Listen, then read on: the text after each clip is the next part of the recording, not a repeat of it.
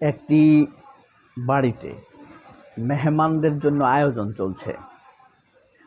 মেহমান এসেছে, এখন সেখানে রুটি বানানো হচ্ছে, মাংস ভুনা করা হচ্ছে, আলু ভাজি করা হচ্ছে, পিঠা বানানো হচ্ছে। ব্যাপার হলো, হুট করে বাড়ির বাইরে যে ছেলেটি এতক্ষণ ছিল সে হুট করে রান্নাঘরে এসে সব খাওয়া শুরু করলো তার বন্ধুদেরকে নিয়ে। রুটিও খেয়ে ফেলছে, একে একে ভুনাগুলোও খেয়ে ফেলছে, পিঠাগুলো খেয়ে ফেলছে। মানে বানাচ্ছে আর খাচ্ছে, কিন্তু মেহমান আসলে যে দিতে হবে সেই চিন্তা কারণ নেই।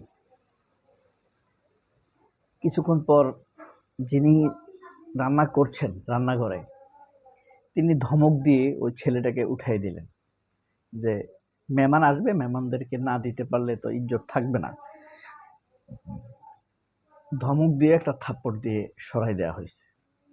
তো এই ছেলেটিকে যদি সরিয়ে দেওয়া না হতো তাহলে কি হতো? মেহমানদেরকে আয়োজনটা করা যেত না, অর্থাৎ মূল দায়িত্বটা পালন করা সম্ভব হতো না।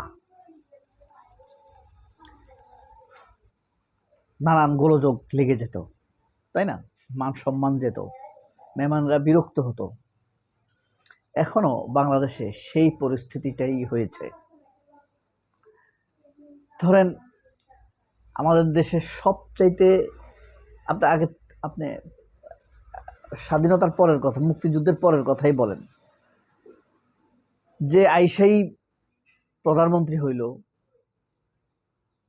সে দেশে ছিল না, সংবিধানের অর্ডার দিছে, সংবিধান লেখো, ডক্টর কামালকে বলছে সংবিধান লেখো, মানে দায়িত্ব দিছে আর কি, সে একটা সদস্য করে দেওয়া হয়েছে। কিন্তু নির্বাচন হয় নাই, কোনো সংস্কার কমিশন হয় নাই, গণপরিষদ হয় নাই। আপনারা হয়তো বলতে পারবেন ৭০-এর নির্বাচনে তো শেখ মুজিব জিতেছে। ৭০-এর নির্বাচনে শেখ মুজিবকে ভোট দেওয়া হয়েছে কেন? পাকিস্তানের প্রধানমন্ত্রী হওয়ার জন্য, স্বাধীনতার জন্য না।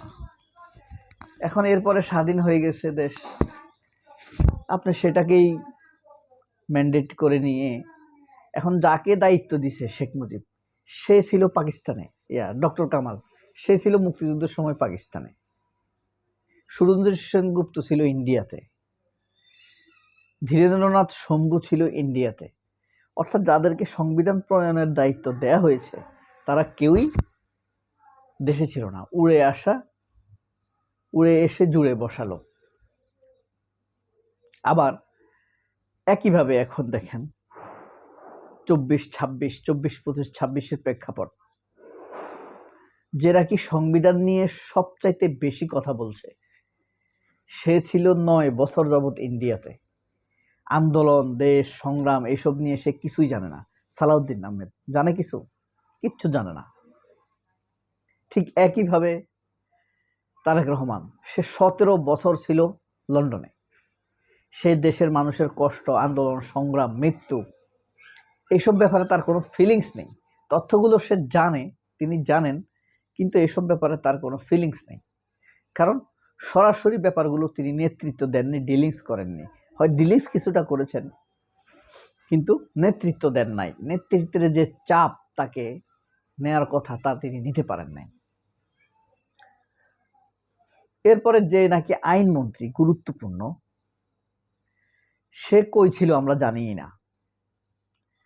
এখন খুঁজতে টুজতে জানলাম সে আসলে একটা পাক্কা ভারতের দালাল, মানে প্রশিক্ষিত ভারতের দালাল, নর্মাল দালাল না। কেউ আছে স্বার্থের জন্য দালাল, কেউ আছে নিরাপত্তার জন্য দালালি করে, কেউ আছে বিজনেস করার জন্য দালালি করে। এই আইনমন্ত্রী আসাদুজ্জামান প্রশিক্ষিত দালাল। কেন বলছি কথা? প্রথম আলো সম্পাদক যেই পার্টি করত ছাত্র জীবনে, ছাত্র ইউনিয়ন করত, এই আসাদুজ্জামান আইনমন্ত্রী সেও ছাত্র ইউনিয়ন করত। এই শয়তানকেই আসিফ নজরুল অ্যাটর্নি জেনারেল বানাইছে, এখন তাকে আবার বিএনপি আইনমন্ত্রী বানাইছে, ভারতের দালাল। তাহলে দেখেন ব্যাপারটা কি ঘটলো। সব উড়ে আসা জুড়ে বসা পাখি। এই কারণে এরা তথাকথিত সংবিধানের বাইরে যেতে পারে না। এটা বললেও বলে সংবিধান, ওইটা বললেও বলে সংবিধান। আর মির্জা ফখরুল তো এক হিসেবে এই দেশের নাগরিকই না, অত্যন্ত চরম সুবিধাবাদী একটা দালাল। তার বাপ ছিল পাকিস্তানের দালাল, আর সে হইল ইন্ডিয়ার দালাল। মানে যেখানে যখন সুবিধা পাবে এরা তখন তার দালালি করবে, এর বাইরে তারা যেতে পারে না। এখন বিদ্যমান এই লোকগুলোকে পলাতক বলেন বা স্বেচ্ছা নির্বাসন বলেন বা গুম হওয়া বলেন, এই লোকগুলোকে দ্বারা কি আসলে আমাদের দেশ পরিচালনা সুষ্ঠুভাবে সম্ভব? এই যে দেখেন, এই কারণেই দেশের ব্যাপারে জানে না বলেই জ্বালানি মন্ত্রণালয়ের দায়িত্ব দিয়ে রাখা হয়েছে ইকবাল হাসান মাহমুদ চৌধুরী টুকুর মতো মুজিব পরিবারের লোককে। মুজিব পরিবার বলতে আমি বুঝাইছি শেখ কামালের বন্ধু। সে এর আগে খাম্বা বিড়ম্বনার মাধ্যমে তারেক রহমান তথা বিএনপিকে, খালেদা জিয়াকে ডুবাইছে। সে মোটামুটি শেখ হাসিনার দায়িত্বটা ঠিকমতো পালন করছে, বিএনপির সাড়ে সর্বনাশ করে ছেড়ে দিয়েছে সেই 2000 সেশনে। এখন আবার ক্ষমতায় আসার পর সে ভারতের চাপে নাকি কার চাপে আবারও তাকে দেওয়া হয়েছে গুরুত্বপূর্ণ যা বিদ্যুৎ ও জ্বালানি মন্ত্রণালয়। ক্ষমতায় বসেই সে মোটামুটি তালগোল পাকাই দিছে। তালগোল পাকানিতে দেশের তেল নাই, বিদ্যুতের সংকট, পরিবহন সংকট, আন্তর্জাতিক বাণিজ্যের সংকট সব দেখা দিছে। এই হইল টুকটাক টুকু সবসময় টুকটাক শয়তানি করেই যায়। দৌড়ানি দিতে পারলে ওই সালাউদ্দিনের কথা মনে আছে? ডেমরার সালাউদ্দিন, পানি সংকটের কারণে তাকে যে একবার পাবলিক দৌড়ানি দিছিল, এই টুকু একটা দৌড়ানি খাবে। মানুষ, বিএনপি যদি মনে করে মানুষ তাদেরকে ভোট দিয়ে সংসদে পাঠিয়েছে, মানুষ যদি তার আশার প্রতিফলন না দেখে, তাহলে জনগণ কিন্তু সংসদে ঢুকে যাবে নিজ দায়িত্বে। সালাউদ্দিনের মতো ইত্রামি ফাত্রামি করে লাভ নাই, সোজা পথে চলতে হবে, নইলে জনগণ সংসদে এসে তাদের আসন তারাই দখলে নিয়ে নেবে। তো শেখ মুজিব থেকে আজ পর্যন্ত কোনো সেরিব্রাল